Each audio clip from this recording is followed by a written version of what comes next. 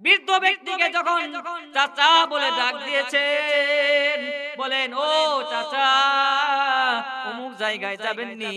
যখন চাচা বলে ডাক দিয়েছেন, কণ্ঠস্বর চিনে ফেলেছেন বাবা।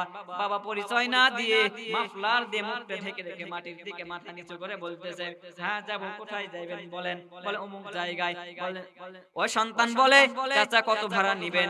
ওই বাবা মনে মনে চিন্তা করে আর কান্না করে, হায় রে আফসোস, একটা সময় ছোট্টবেলায় কত তোরে আমি রিকশাই করে নিয়ে ঘুরাইছি, কত তোরে আমি ওই প্রাইমারিতে পড়ানোর সময় রিকশাই করে নিয়ে গেছি, কত হাই স্কুলে পড়াইছি, কত জায়গায় তোকে ঘুরাইছি রে বাজান। একটা পরিমাণ তোর থেকে টাকা চাই না, আমি একদিনও টাকা নেই নাই, আজকেও তোর কাছ থেকে আমি টাকা নিব না।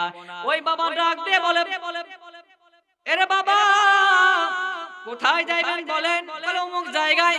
বলেন বলেন যে আমার ভাড়া দেওয়া লাগবে না, আপনি উঠে বসেন।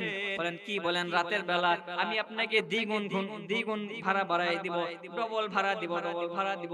বাবা চোখের পানি ফেলায় আর বলে, আমি আর কত মানুষকে ঘুরাইছি, ফিরি ফিরি ঘুরাইছি, তোমাকে আমি ছোট্টবেলা কত ঘুরাইছি, কত জায়গায় নিয়ে গেছি, ভাড়া নেই না, আমি আজকে ভাড়া নিব না। বাবা ডাক দিয়ে বলে, ওঠেন, সমস্যা নাই, উঠে বলেন। ওই সন্তান এখনো বুঝতে পারে নাই এটাই তার বাবা। ওই বৃদ্ধ মানুষ সোজা হয়ে দাঁড়াইতে পারে না, কোমরটা বাঁকা হয়ে গেছে। ওই রিকশা চালায় চোখের পানি ফেলায় আর সন্তানদের নিয়ে গ্রামের দিকে যাইতে শুরু করে দেয়, গ্রামের দিকে যায়। এক পর্যায়ে বাবা ডাক দিয়ে বলে, আরে বাবা, ও সন্তানের মতো বাবাজি তুমি কই যাইবা, কেন যাইতেছো, কি কারণে যাইতেছো? ওই যুবক ডাক দিয়ে বলে, বাজান ও আমার চাচা, আমি অনেক বড় ভুল করে ফেলাইছি, আমি আমার মা বাবাকে কষ্ট দিয়ে ফেলাইছি। অনেকদিন আগে আমি মা বাবার কাছ থেকে গ্রাম ছেড়ে দূরে চলে গেছি, এমনকি আমার বাবাকে চিনতে পেরো না চিনার ভান করে আমার বাবাকে কষ্ট দিয়েছি, মাকে কষ্ট দিয়েছি, না জেনে আমার মা বাবা কেমন আছে আমি সেটাই দেখার জন্য যাইতেছি। যখন সন্তান এই কথা বলে, বাবা সঙ্গে সঙ্গে রিকশার ব্রেকটা চাপ দিয়ে থামায় দেয়। যখন রিকশা থেকে নামায় গেল, সন্তান মনে করলো কি ব্যাপার, চাচার কি হলো, কেন হঠাৎ করে থেমে গেল?